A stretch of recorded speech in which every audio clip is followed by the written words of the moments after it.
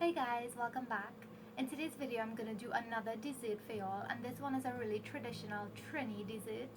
This is custard pie and it's very similar to paynoose, which we make in Trinidad as well.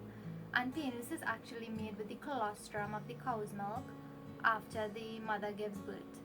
So it's very hard to find in Trinidad nowadays. Cow farmers, they don't want to give you the milk, or they don't even want to sell it to you. It's very hard to find, and this is the closest thing that you can get to paynoose. It tastes very similar. So if you guys want to see this really delicious custard pie recipe, then keep watching. So the things you'll need for this are nutmeg. I just have about half of a teaspoon of nutmeg. I have a pinch of salt. This is about an eighth of a teaspoon. I have about a dash of vanilla extract. This is very strong. So if you're using vanilla essence, you can use maybe a teaspoon to a teaspoon and a half.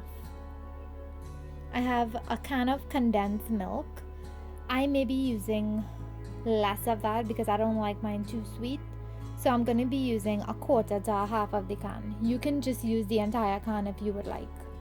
I'm using 1 can of carnation or evaporated milk, 3 eggs. I'm using about a teaspoon of lemon juice, and the lemon juice is actually gonna cut the freshness of the egg, so you're not gonna get that eggy taste when you eat the custard. And I have a lot of ginger here. This is about 2 tablespoons of ginger, and I love a lot of ginger in my custard pie. You can add less if you want, or you can just omit this completely and you can add more nutmeg, and maybe you can put in a dash of cinnamon in there as well. But for custard pie, it's traditionally made with a lot of ginger. So now we're gonna put everything together. So I cracked my eggs that are at room temp, and you just wanna add a little bit of the milk to it. And just whisk it really nicely.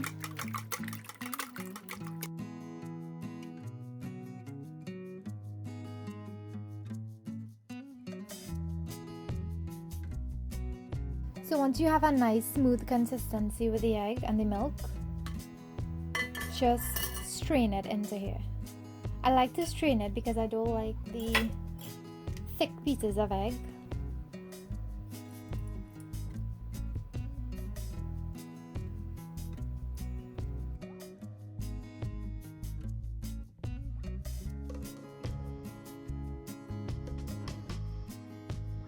So once you strain that, you want to go ahead and add the rest of your milk.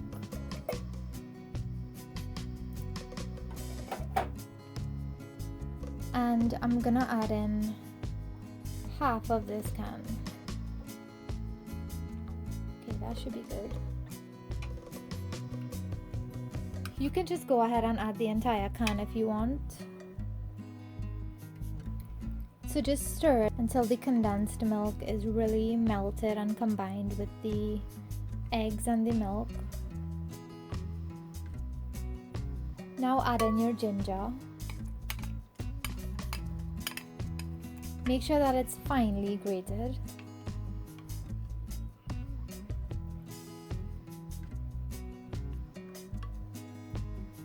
Add your lemon juice. The nutmeg, the salt, and let me give you all a little tip. Anytime you're making any desserts, add a little pinch of salt to it. It really enhances the flavor of the dessert. It brings out all the flavors. And the last thing you want to add is your vanilla.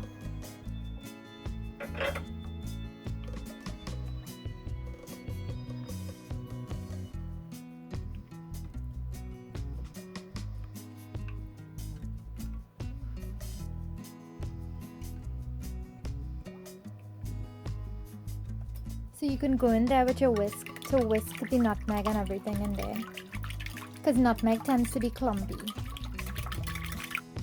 So now we're gonna put it into our dish. So I have a water bath here, and this is what we're gonna put the custard in to bake. This water is going to allow the custard to cook consistently throughout, and it's going to have a nice texture when it bakes.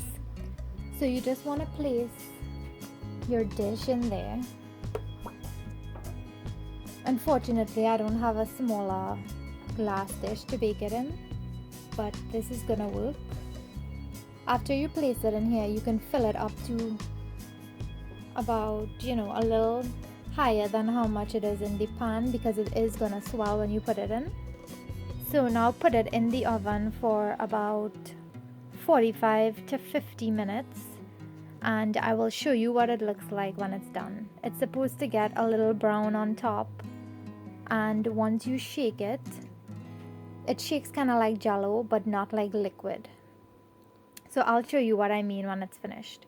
So I'm going to pop this in the oven and I'll come back and show you what it looks like.